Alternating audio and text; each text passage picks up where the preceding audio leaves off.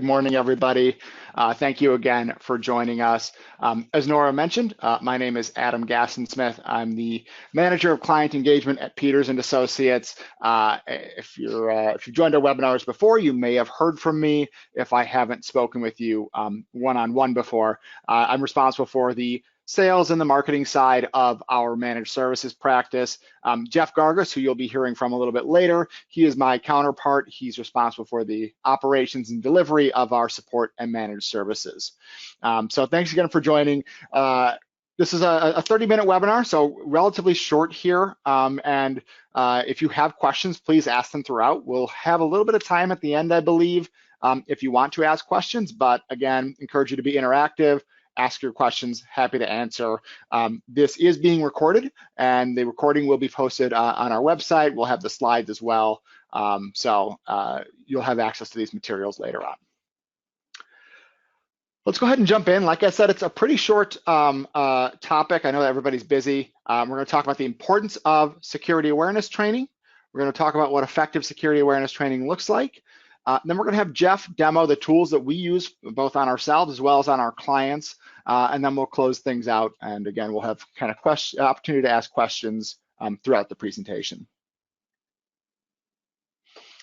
Okay, so on the importance of security awareness training, and if you've heard us talk on a webinar about security, you've probably heard us talk about this. And I've got some stats I'm going to show on this slide, and you've probably seen similar stats before, whether it's on our presentation or if it's on another vendor or provider's presentation. But the trends have been all going the same direction. So last year, 33% of all successful cyber attacks were initiated by phishing.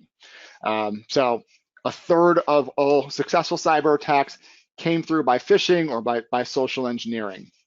It's important as an aside also to note another third of attacks were successful cyber attacks were the result of scanning for known vulnerabilities. So it's not the focus of this presentation, but you could really talk about how 33% or 2/3 of successful cyber attacks are coming in either through users who are clicking on things they shouldn't, and systems not being patched.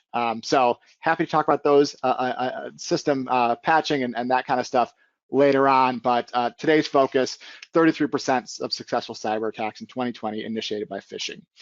Additionally, 37% of monetary losses from cybercrime in 2020 were the result of email and account compromise, which is phishing, generally is happening via phishing or social engineering. So like I said, we've given these kinds of stats before. We've been talking to clients about this for a long time. We've been delivering some form of security awareness and testing, maybe even back to the 90s with behavioral testing and walking into physical locations or dropping a USB drive in a parking lot. We've been doing this for a long time. Some organizations have kind of embraced security awareness training, whether they're doing it with us or doing it themselves.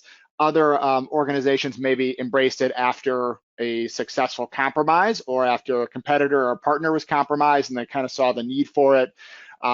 But right now there's a way bigger push coming and probably the most activity we've had in this space in a very long time. And I'll talk about the reason for that in just a minute. The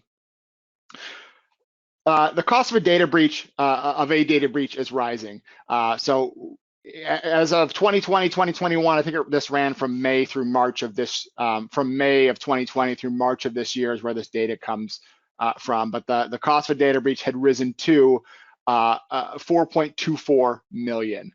I don't typically like sharing these numbers. I mean, these are global numbers. Our client base is small and medium-sized businesses. I mean, data breaches are expensive, right? But I think when we put in these big scare numbers, it's not always meaningful to everybody in these conversations.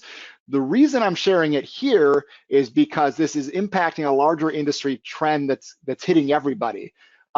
So by and large, the people paying out this 4.24 per million per data breach is the insurance companies. And at this point, the insurance companies have had enough of this.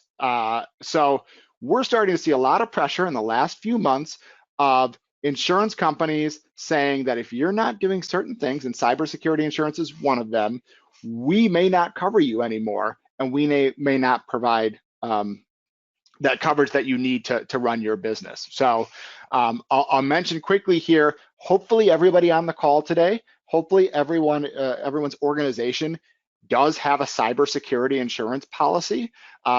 If you don't, please talk to me. It's a really important thing. Like I said, data breaches are happening more commonly. They are getting more expensive, and without an insurance provider to help pay for that cost, it would be devastating for a business. So if you don't have a current cybersecurity insurance policy, talk to me. We don't sell it, obviously. We have partners. We can help you go through that process. So anyway, cybersecurity insurance providers are finding that they are paying out way too much and things are getting way too expensive, and now they're cracking down. So what we've seen in the last few months, a couple of trends are happening. One, prices are generally going up. And there are security measures we can take, but generally the prices of cyber insurance are going up. But what we've also seen in the past few months is insurers saying, if you aren't doing these specific things, and the two things on the screen right now are the most common ones that we've seen, and customers have been coming to us saying, we have been told we'll be dropped from coverage if we're not doing this. Can you help us to do this? So implementing multi-factor authentication to your applications, to remote access to the environment. We've helped customers to do that. And the focus of today's webinar is implementation of a security awareness training program, which is something that obviously Peters and Associates can deliver.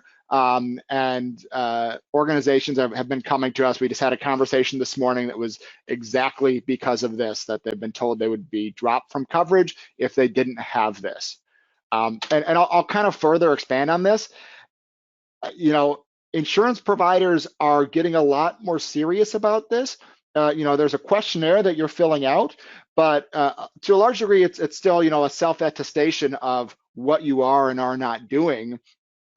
But as these things are getting more expensive, making sure you're completing this accurately, and if your provider, and you should check that, has a kind of a qualification or requirements for what a security awareness training program, a true and effective one, looks like, you want to make sure you're also matching up to that, because they're going to be looking to see if they need to file a claim and they're going to have to pay out on a claim. Were you doing it up to the standards that we recommend for effective security awareness training? So that half hour annually over lunch, sharing 6 PowerPoint slides on what's your employees not clicking on things may not be up to the standards of this. So again, really important for keeping cyber insurance, and this may not just be a box checking exercise. So let's talk about what effective security awareness training looks like. And Jeff's going to talk about this a little bit too as he gets into the demo portion, shows what we're doing for clients today.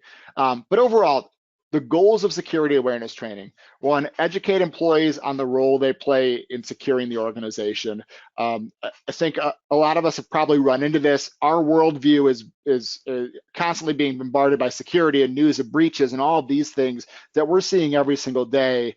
Employees in different departments aren't, right? And to a large degree, they don't understand how they're playing a role in securing the organization. With more employees being remote, their identity is kind of everything. And really, we're leaning on them quite a bit. Our tools at this point can only go so far. So again, we're educating people on their role in securing the organization. We're helping them understand how they're being targeted. And then we're teaching employees how you recognize a suspicious email, website, link, how to really effectively recognize these things and avoid them. Furthermore, so effective security awareness training, there's a few thoughts that I put together. One is frequency. This really can't be just an annual thing. Like I said, we live in our world where we're bombarded with news of breaches all the time. they go to training and they go back to their world where they're doing other things that are not, necessarily cybersecurity conscious things. So it can't just be an annual thing. There needs to be some frequency behind how you deliver your training. Additionally, I'm a big proponent of having multiple media and delivery mechanisms for how training is delivered. So, for example, we do an annual discussion with employees, kind of instructor-led, that gives them the opportunity to ask questions. I often find that those questions and answers are more effective in helping people to understand things. But we also do on-demand videos and courses and testing that's helping to evaluate folks. And the platform that we use also includes materials for, posting tips and things like that around the office, or emailing tips out. But people all learn in different ways, and so having multiple touch points and way that message is conveyed, again, another important thing to delivering the security training. The other piece here I think is pretty important.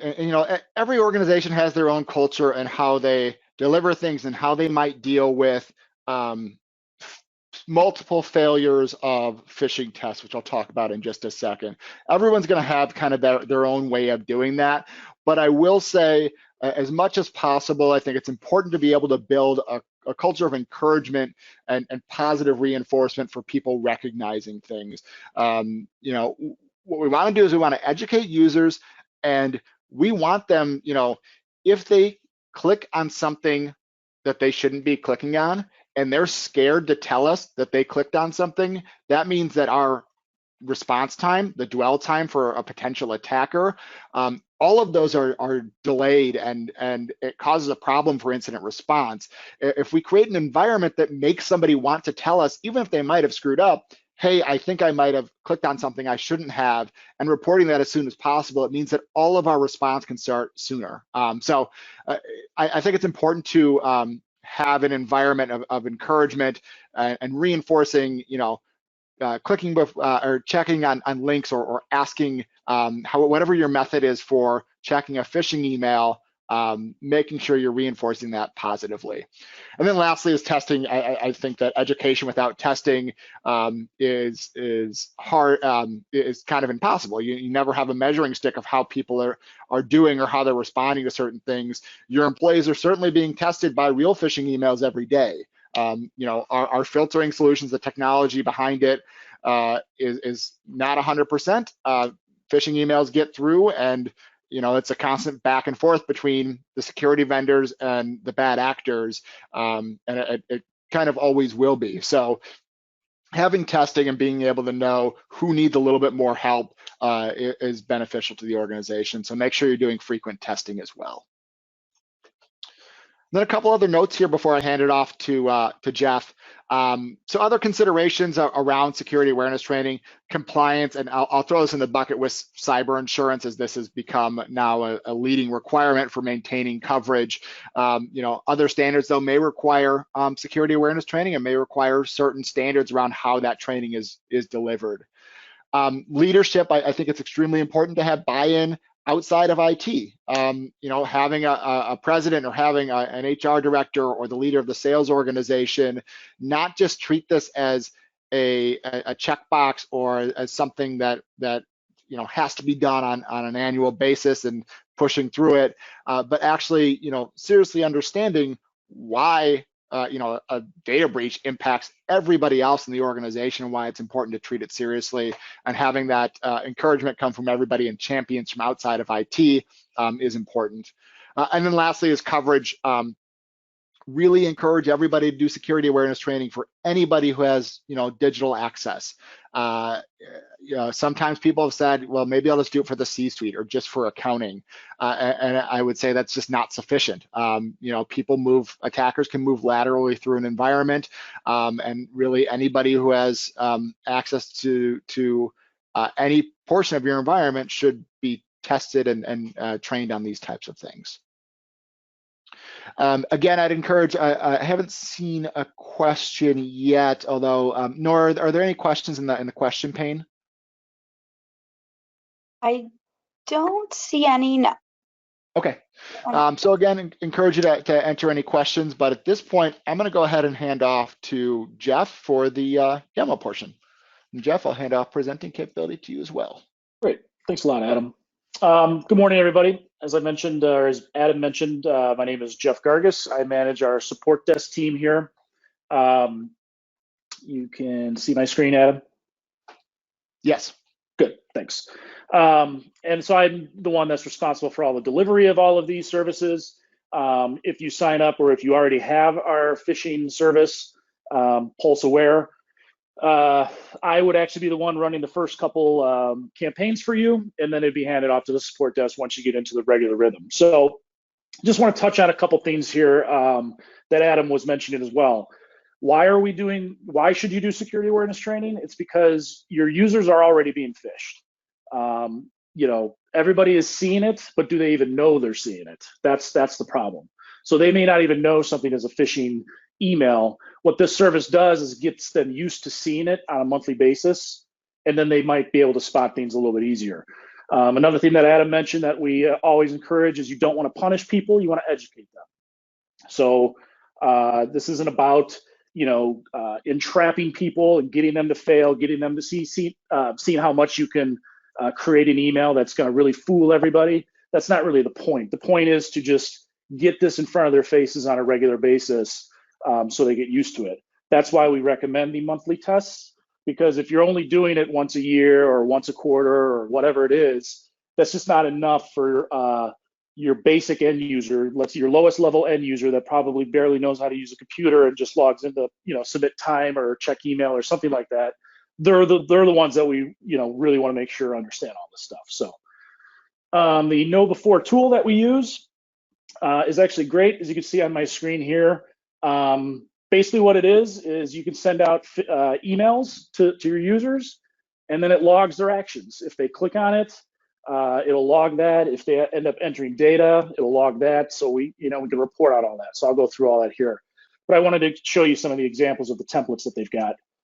Know Before themselves have just over 11,500 emails in here, spanning just about every possible category you can think of. So they've got brand knockoffs. I'll show you what these look like. These are a little bit more obvious, or maybe more obvious to some people. But Google's got an extra O in there, but this is telling me that my password's been compromised. So this is one of the emails that we can send out to people. Just show you some of the other ones here. Another category. Current events. It's going to be anything that's really happening in the news. Got hurricane stuff. A lot of times there's political stuff in here. So that could be the types of things you've got in here. You could have messages coming from your IT department. So if you notice some of these spoofs domain, so rather than sending from a fake domain, you can actually have these look like they're sent from your domain. So that actually increases the difficulty a little bit, but those are all the options that you can do as well. Well, one of the things that's nice about this too is they've got community templates. So the community, these are ones that other people have designed and then upload to the service. So these will be probably a little more up to date, or maybe a little more of stuff that's going on now. Let's take a look at the holiday ones. So this will be for upcoming Christmas stuff. Everybody loves Starbucks. Send this out, see how many you got. We did one time with Dunkin' Donuts, get free munchkins. Actually had several failures on that one. Seems like people like donuts. So there's all these types of stuff that you can do here. One of the other things you can do is create your own. So under your own templates, you can actually make your own. So if you can't find any of the emails that you want out of the 11,000 templates, feel free to create one. Or if you don't feel that your users might, get any of those, or they already know, that not to click on Netflix emails or anything like that, you can always create one yourself to make it look like it's something that might be coming from you guys. Had one client that wanted to actually create an email that looked like it was coming from their HR department, even use their email address and domain. You can go ahead and do that. Again, it's always up to you. I sometimes recommend not doing it that difficult, because again, the point isn't to entrap people, it's to educate them. So in these emails too, there's what's called red flags. So go to these baseline templates here. So let's say, for instance, you get your typical Amazon order email that goes out. Seen this all the time for phishing. So if I toggle the red flags, it's basically going to show me what's going on here. So it's telling me that these addresses are obviously not, they don't look right. Usually you don't see emails coming from process-amazon.com. Let's see what else here. Yep, shocking content. So you see that, you go, holy cow, somebody just bought something that was $300. I need to act fast. They play on your emotions that way. Almost every single phishing email is going to have some sort of call to action that you need to do immediately, and it's going to have some sort of consequence if you don't. Those are usually the foundations of any phishing email. It's always something you need to act on right now, and if you don't, you're going to be on the hook for $300 basically. So, yep. And then another thing, click here to see the details of this order. So trying to get people to come in and take a look at that stuff. So if a user clicks on one of these links in the campaign, they will get, it'll be basically an immediate failure, but there's some different things that we can do. It's called landing pages. So basically this is the page that they'll get once they click the link. So you can customize that as well. So on this one, let's say we just want it to be an immediate phishing, you failed. It's a KnowBe4 branded, or you can even brand it yourself with your company stuff. But it basically will say, oops, you failed a phishing test.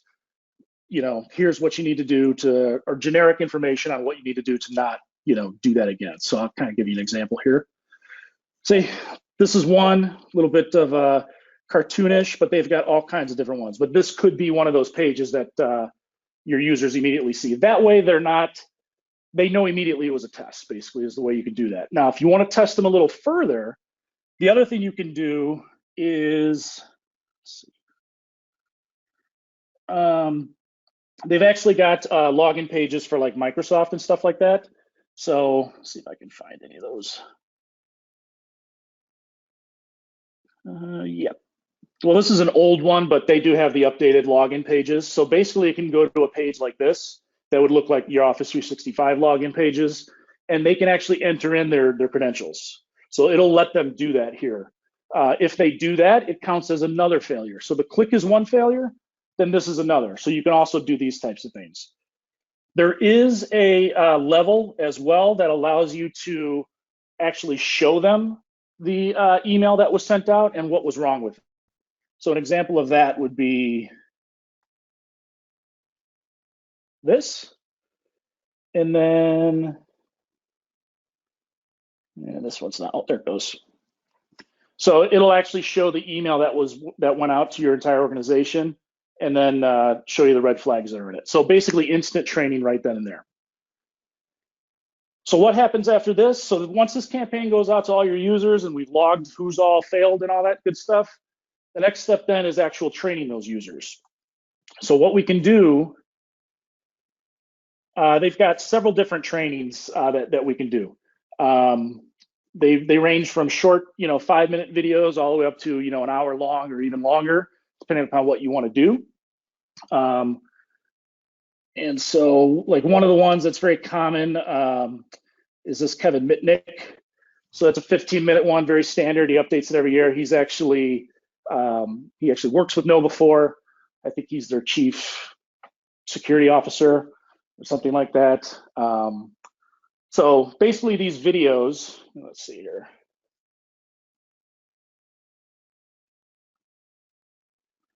So it's just a 15-minute video like this, kind of like a slideshow type thing.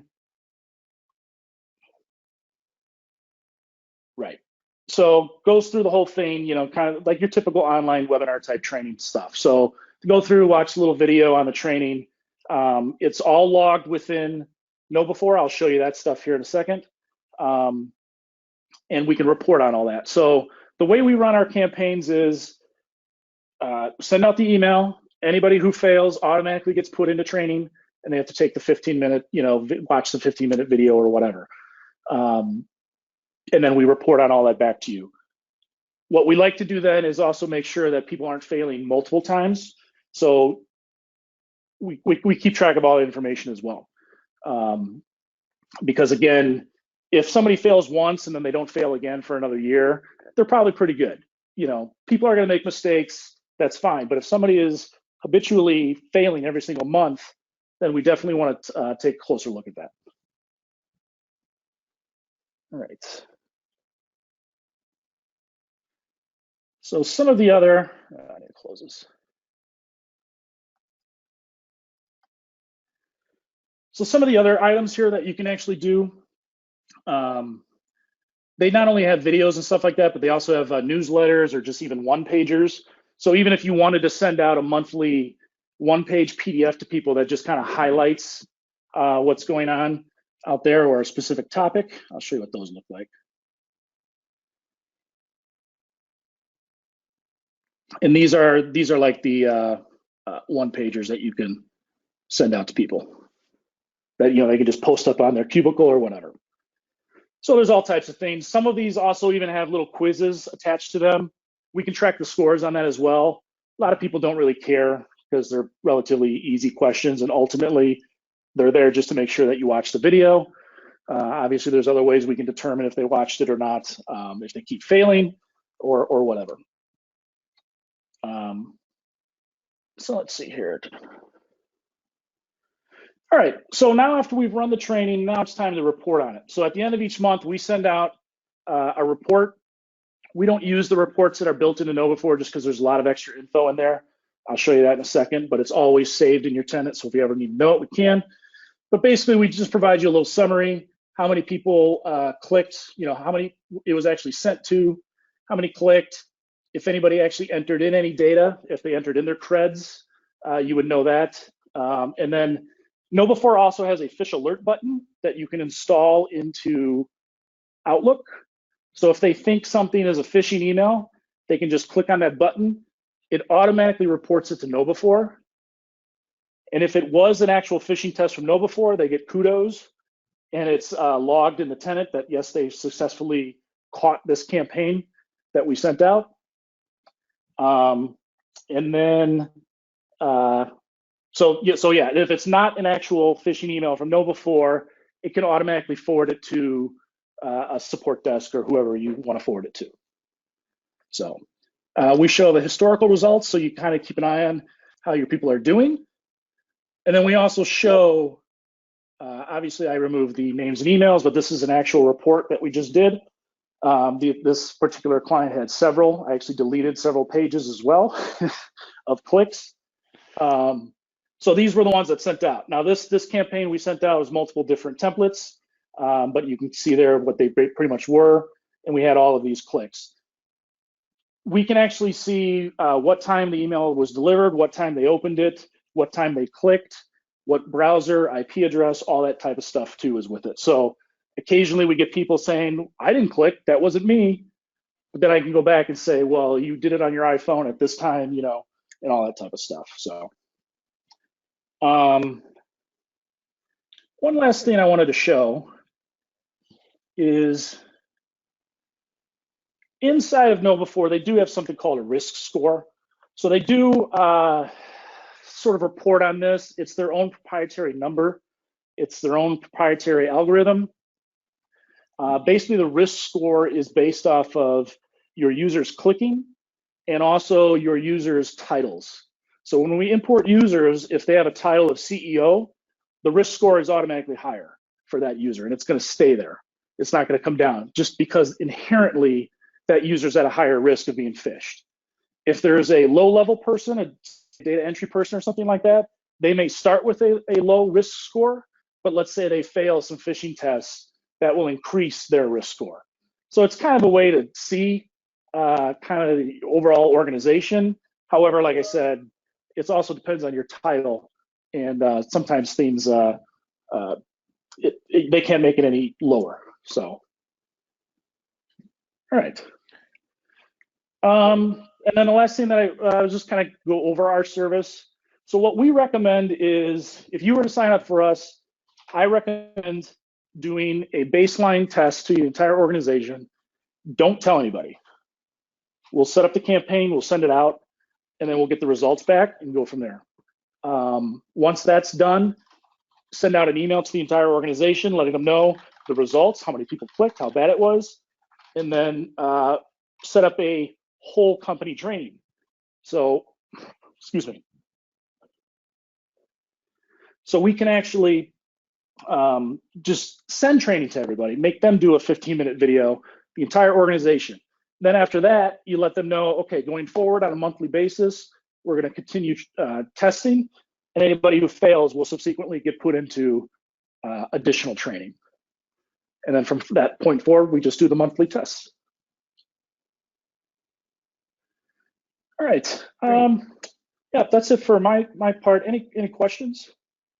I think there are some questions in the queue. I'll have Nora Nora, if you can hand back presenter capabilities to me.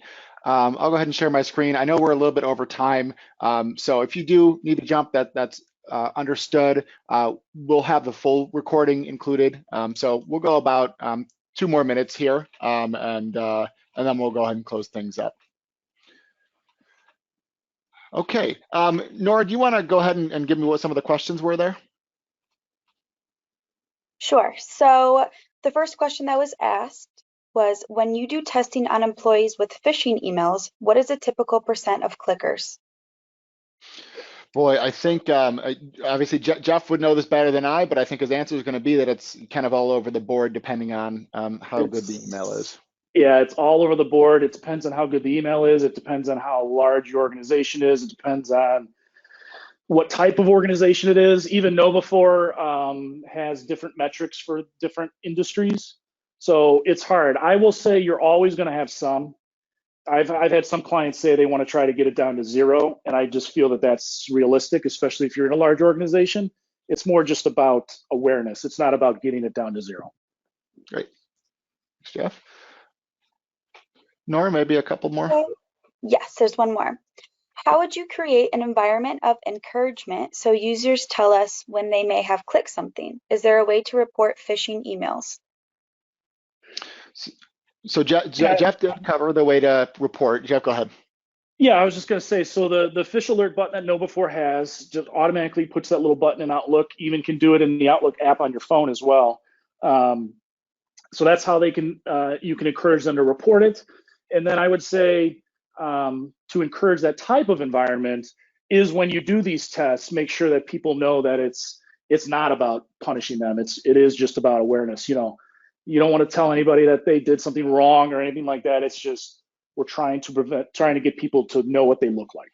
Yeah, I've also seen some organizations do things. You know, if you properly report a phishing email, you know, some small reward, or I think I heard of some people doing fish in fish bowls, and people are kind of adding those up. So positively reinforcing when somebody does something good and recognizes that something is a potential security risk. All right. So just real quick on our service, I've mentioned the elements of this really already. We do the on-demand security awareness training. We work out with organizations the frequency of that. Definitely encourage it during a new employee onboarding, but then some frequency after that as well. Monthly phishing tests, and then an annual. We've been delivering during the pandemic, delivering via Teams, and that's worked out really well. A couple of annual security awareness trainings that are recorded and viewable for others as well. As far as what's next, and thank you for those of you that have been able to stick around here. We do have a free phishing test. Jeff, I think, mentioned this actually, so we can run this as a baseline and see how things look. So we'd encourage you to take advantage of that. Reach out to me or your account manager if you'd like to engage in that. And then a couple other webinars coming up. November 23rd is our This Month in Microsoft Teams, just to discuss the latest in Teams, usually discuss some aspect like security or like audio conferencing or things like that. And then on November 30th, we'll do our next installment of This Month in Cybersecurity. I think we're just at about 6 years on that running. So again, cover lots of security topics and talk about the latest and how it, most importantly, how it applies to our customers in this industry. So with that, if there's no other questions, I will go ahead and close things out here. Just want to thank everybody again for joining us, and sorry we went a little bit over here, but it is a very important topic and becoming more important as cyber insurance insurers have adjusted things. So if you have questions about anything presented, please do reach out. Again, the recording and the slides will be posted and sent to you as well. Thank you, everybody.